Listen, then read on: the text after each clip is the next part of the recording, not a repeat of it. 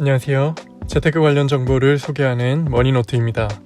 많은 사람들이 돈을 많이 벌어야지 부자가 되는구나 라고 생각을 합니다. 그런데 실제로 이 세상에는 부자처럼 보이는 거지들도 엄청 많습니다. 부자가 되기 위해서는 다양한 능력을 갖춰야 합니다. 우리가 흔히 생각하고 있는 돈을 버는 능력뿐만 아니라 돈을 모으는 능력, 돈을 쓰는 능력, 돈을 유지하는 능력, 돈을 불리는 능력들이 있습니다. 이것들은 모두 다 각기 다른 능력입니다. 그래서 우리는 앞으로 부자가 되기 위한 각기 다른 능력이 있다는 것을 인지해야 합니다. 단순히 돈만 많이 벌면 부자가 되겠지 라고 생각하며 돈을 많이 버는 것에만 집중하는 사람들 중 대부분은 그 돈을 유지하고 불리는 능력이 없어서 결국은 부자가 되는데 실패하곤 합니다. 그래서 오늘은 스노우폭스를 운영하며 4천억대 자산가가 된 김승호 회장님의 돈의 속성을 읽고 많은 사람들이 모르고 살고 있는 돈에 대한 생각들, 부자들만 실천하는 부자가 되는 생각들을 정리해 보겠습니다. 돈은 중력과 같습니다. 중력은 무게가 무거우면 무거울수록 주변의 다른 것들을 끌어들이는 힘이 있습니다. 돈도 중력과 똑같습니다.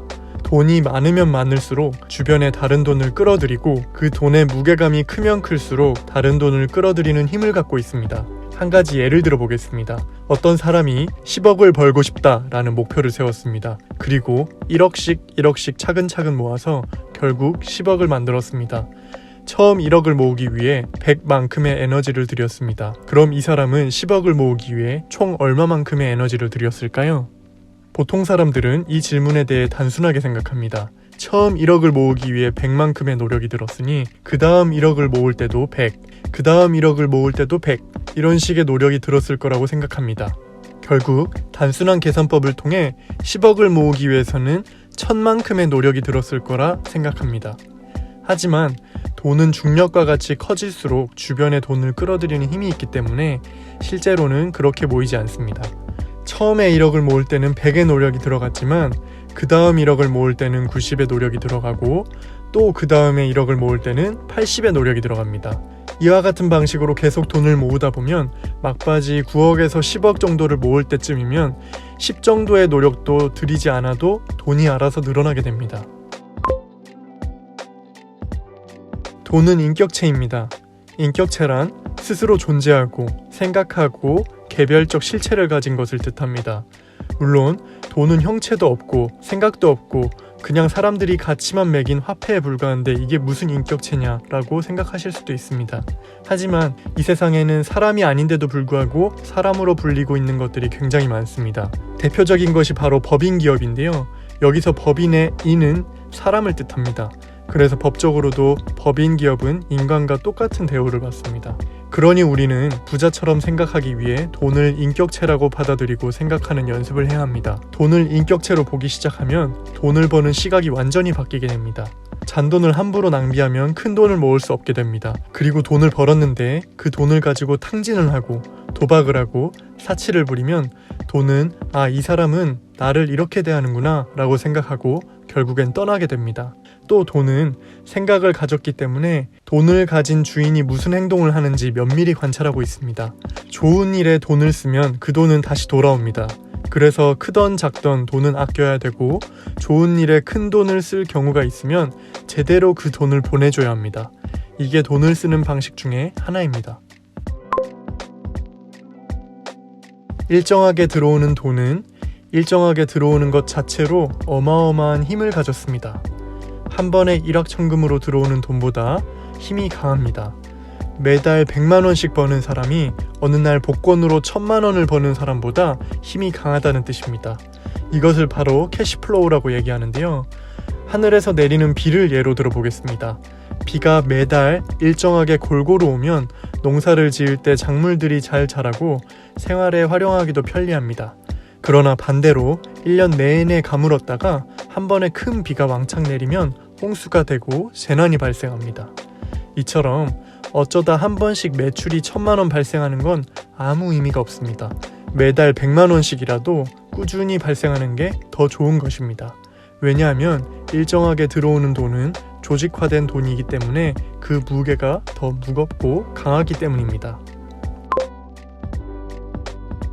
돈은 같은 금액이라 하더라도 그 돈이 벌어진 과정에 따라서 그 돈의 무게가 달라집니다. 내가 직접 고생해서 번 100만 원은 그 가치의 무게가 100kg이라고 한다면 길에서 주운 100만 원은 가치의 무게가 1kg도 안 되기도 합니다. 그래서 그렇게 가벼운 돈은 쉽게 흩어져 버리고 맙니다. 복권에 당첨된 경우, 갑자기 땅값이 올라서 떼부자가 된 경우, 혹은 많은 유산을 물려받은 경우와 같이 일확천금을 누린 사람들이 오래도록 그 부를 누리지 못하고 망하는 이유가 그 때문입니다. 고생해서 번 돈은 공짜 돈보다 그 힘 자체가, 그리고 중력 자체가 훨씬 더 무겁고 강합니다. 부자인 사람이라도 짠돌이 짠순이 소리를 듣는 사람들이 많이 있습니다. 물론 돈을 아끼고 소중히 대하는 자세는 중요하지만 자신의 돈은 중요하고 타인의 돈은 중요하지 않게 여기는 사람은 진정한 부자가 될 수 없습니다. 공공장소에서 공용 물품을 막 쓴다든지, 세금으로 마련된 서비스를 하찮게 생각한다든지, 누군가 베푸는 식사를 당연하게 생각하는 경우를 예로 들 수 있습니다. 이것은 남의 돈을 대하는 태도가 옳지 않은 것입니다.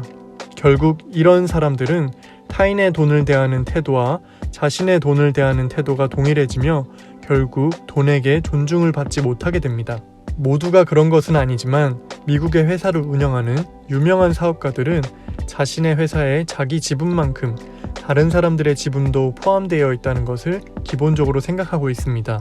때문에 유명한 억만장자의 사업가들이라 할지라도 사적인 재산과 공적인 재산의 구분을 굉장히 명확하게 하는 편입니다.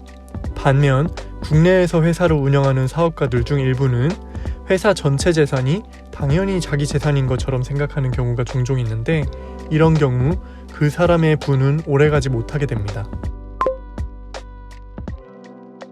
요즘 인터넷을 조금만 찾아봐도 큰 돈을 벌었다는 사람들은 많이 찾아볼 수 있습니다.